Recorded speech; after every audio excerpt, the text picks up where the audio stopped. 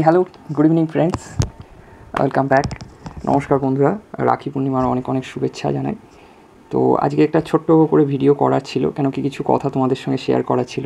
প্রথমে জানিয়ে রাখি ছোট্ট করে ইন্ট্রো, আমি একজন নর্মাল একজন আইটি এমপ্লয়ি। আমি টাটা কনসালটেন্সি সার্ভিসে কর্মরত একজন সফটওয়্যার ডেভেলপার। তো যে কারণের জন্য ভিডিওটা বানানো, তো এই যে চলছে আজকাল পরশু যে প্রোটেস্ট চলছে আরজি করের, যে ডক্টর ম্যামের জাস্টিসের জন্য যে চলছে, এত চারিদিকে উত্তাল চলছে সব কিছু।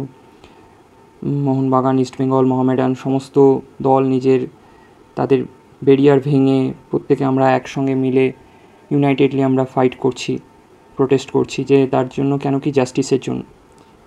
তো আমার একটা কথা মনে পড়ে গেল হঠাৎ, যে কিছু বছর আগে এটা একটা সত্য ঘটনা অবলম্বনে একটা মুভি হয়েছিল, সেটা সবাই জানো তোমরা, প্রলয় সিনেমাটার নাম ছিল। তো সেখানে বরুণ বিশ্বাস একজন মাস্টারমশাই ছিলেন। তো বরুণদা যিনি ছিলেন, ইনি একজন খুব সৎ এবং নির্ভীক মাস্টারমশাই ছিলেন। ইনি মেয়েদের যে গ্রামেরতে বরুণ বিশ্বাস মাস্টারমশাই শিক্ষকতা করতেন, সেখানে যে মেয়েদের ওপর যে নির্যাতন, ধর্ষণ, অত্যাচার, তার বিরুদ্ধে তিনি রুখে দাঁড়িয়েছিলেন। তো খুব দুর্ঘটনাজনকভাবে আনফর্চুনেটলি তারই স্টুডেন্টদের দিয়ে দুষ্কৃতীরা তাকে ডেকে, বরুণদাকে তারা হত্যা করে। স্টেশনেতে ডেকে তারা পয়েন্ট ব্ল্যাঙ্ক থেকে বরুণদাকে শ্যুট আউট করে দিয়েছিল। তো এটা খুব একটা প্যাথেটিক ঘটনা। কিন্তু বরুণ বিশ্বাস কিন্তু কোনো মানুষের নাম নয়, বরুণ বিশ্বাস একটা সত্যিকারের সত্তা, যেটা এই বরুণ বিশ্বাস কিন্তু আমাদের মধ্যেই আছে বন্ধুরা। আমরা কিন্তু চাইলে বরুণদাকে কিন্তু খুঁজে বের করতে পারি। আমাদের মধ্যে থেকেই একজন বরুণ বিশ্বাসকে খুবই দরকার।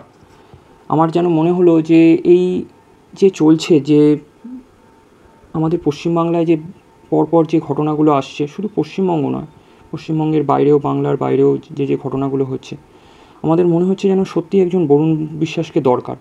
তো বরুণ বিশ্বাস কিন্তু আমরাও হতে পারি, কিন্তু চাইলে আমরা যে কেউ হতে পারি। আমরা যদি প্রত্যেকে চেষ্টা করি, আমরা ছেলেরা, যে আজকে রাখি বন্ধনের দিনে আমরা যদি ভাবি যে বরুণ বিশ্বাস আমরা হতে চাই, আমরা হতে পারি। কিন্তু তার জন্য কি করতে হবে, এটা আমার নিজের ওপিনিয়ন। আমি জানি না এটা শুনলে কেউ কার কী কীরকম মতামত দেবে। আমি কোনো আর্গুমেন্টস বা কোনো ডিবেটের মধ্যে যাচ্ছি না। তো আমরা তো প্রত্যেকে আমরা সোশ্যাল বিং, আমরা সমাজের মধ্যে আছি। আমার নিজের কোনো দিদি বা বোন নেই, কিন্তু আমি মনে করি যে আমি যখন যাচ্ছি আশেপাশে, বা আমার সমাজে যারা রয়েছে আশেপাশে, কেউ সম্পর্কে আমার বোনের মতো, কেউ দিদির মতো, আমি কারো ভাই হই বা কারো দাদা হই। তো আমরা যখন ট্রেনে যাচ্ছি, ধরো কিছু স্কুলের বাচ্চা মেয়েরা এলো, তো আমি মনে করতে পারি যে আমি অ্যাজ এ দাদা, আমি যতক্ষণ তারা আমার সঙ্গে রয়েছে তাদেরকে আমি অন্ততপক্ষে দাদার মতো, গার্জেনের মতো আমি তাদেরকে কিছু, যদি আমার যতটা সম্ভব, সামর্থ্য যতটা, আমরা কেউ সুপারম্যান, সুপার হিরোজ নই, কিন্তু যতটা সম্ভব আমরা তাদেরকে প্রোটেক্ট করতে পারি। আমি যখন অফিস থেকে ফিরছি ট্রেনে, বাসে বা অফিস কারে, আমার সঙ্গে যে সিনিয়র যে মহিলা যিনি যাচ্ছেন, তাকে আমি দিদির মতো মনে করতে পারি, যে যতক্ষণ পর্যন্ত তিনি বাড়িতে পৌঁছাচ্ছেন। কেন কি এটা আমাদের কোম্পানির রুল, যে ছেলেরা যদি থাকে, যদি এসকর্ট ছাড়া, তো ড্রপ যদি নেয়, তো ছেলেদের সেটা অ্যাজ এ এসকর্ট হিসাবে বলতে হয় যে আমরা ড্রপ নেব।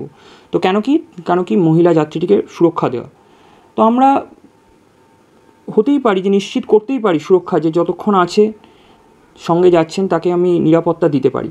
এখন তিনি গাড়ি থেকে নেমে গেলেন, বা সেই বাচ্চা মেয়েগুলো ট্রেন থেকে নেমে গেল, তারপর তুমি বললে যে হ্যাঁ তারপর কি হবে, সেটা তো আমাদের হাতে নেই। কেন কি আমরা তো সবাই মার্ভেল কমিক্স দেখেছি। মার্ভেল কমিক্সে যে সুপার হিরোর যে গার্ডিয়ান অফ গ্যালাক্সি থাকে, সেখানে তো একজন সুপার হিরো থাকে না, অনেকজন সুপার হিরোজ থাকে। Batman, Superman, iron man, captain America. তো তারা সবাই মিলে কি করে, তারা প্রোটেক্ট করে। তো এরকম সবাই যদি আমরা একজন যদি সুপার হিরোজ হয়ে যাই, তাহলে আমরা নিশ্চয়ই প্রোটেক্ট করতে পারবো। আর এটা তো একটা আমাদের টিসিএসেরই তো একটা মন্ত্র আছে, মানে এটা ট্যাগলাইন, বিল্ডিং অন বিলিভ। তো বিশ্বাসের ওপর ছেড়ে দাও, সব কিছু তো আর তোমার হাতে নেই, বিশ্বাস করো। তো এটাই বলার ছিল। আর একটা ছোট্ট মানে রিকোয়েস্ট, যদি মনে হয় এখানে স্কিপ করে যেতে পারো। আর এই যে বললাম প্রলয়ের, এই গানটা আমার খুব আজকে মনে হচ্ছে গানটা, কেন কি খুব এটা সমসাময়িক, খুব এর সঙ্গে খুব এটা কোইন্সিডেন্টাল লাগছে এই গানটা।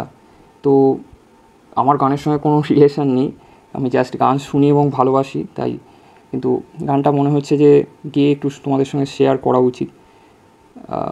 ভালো লাগলে বলো, নাহলে স্কিপ করে যেতে পারো। রাত হলো নিঝুম, মায়ের চোখে নেই ঘুম, বসে আছে একা জানলায়, হবে সকাল, ডাকতে প্রথম পাখি, ঘুমে যাবে জোনাকি, ফিকে হবে পূবের আকাশ, নতুন আলো আসবে সেই সকাল, উজান পাওয়ার দিন, যা পাওয়া হয়নি কিছুটা পাওয়ার দিন, শিশিরে মিলে কারু কাজ। সূর্য মুঠোয় ধরি চল, সূর্য মুঠোয় ধরি চল, সূর্য মুঠোয় ধরি চল, সূর্য মুঠোয় ধরি চল।